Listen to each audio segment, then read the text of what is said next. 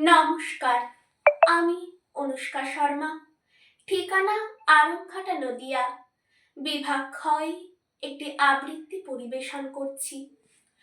কবিগুরু রবীন্দ্রনাথ ঠাকুরের কবিতা কৃপণ। আমি ভিক্ষা করে ফিরতেছিলাম গ্রামের পথে পথে।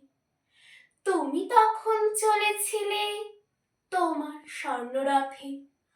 অপূর্ব এক স্বপ্ন সম লাগতেছিল চোখে মম। কে বিচিত্র শোভা তোমার, কে বিচিত্র সাজ। আমি মনে ভাবতেছিলেম, এ কোন মহারাজ। আজি শুভক্ষণে রাত পোহালো, ভেবেছিলেম তবে আজ আমারে দাঁড়ে দাঁড়ে ফিরতে নাহি হবে।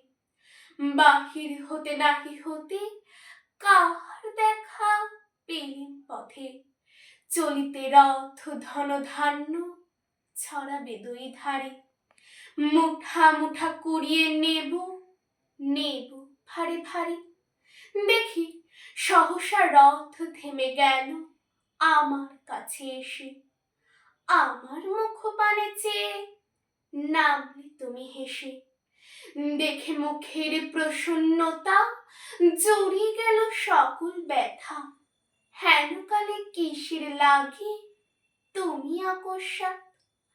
আমায় কিছু দাও গো বলে বাড়িয়ে দিলে হাত। মরি, এ কি কথা রাজাধিরাজ, আমায় দাও গো কিছু। শুনে ক্ষণকালের তরে রইল মাথা নিচু।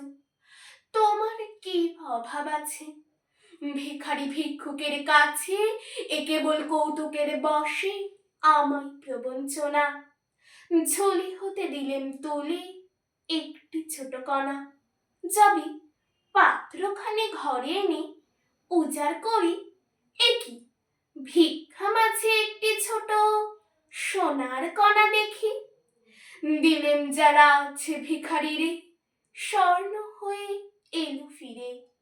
তখন কাঁদি চোখের জলে দুটি নয়ন ভরে। তোমায় কেন দিইনি আমার সকল শূন্য করে। নমস্কার।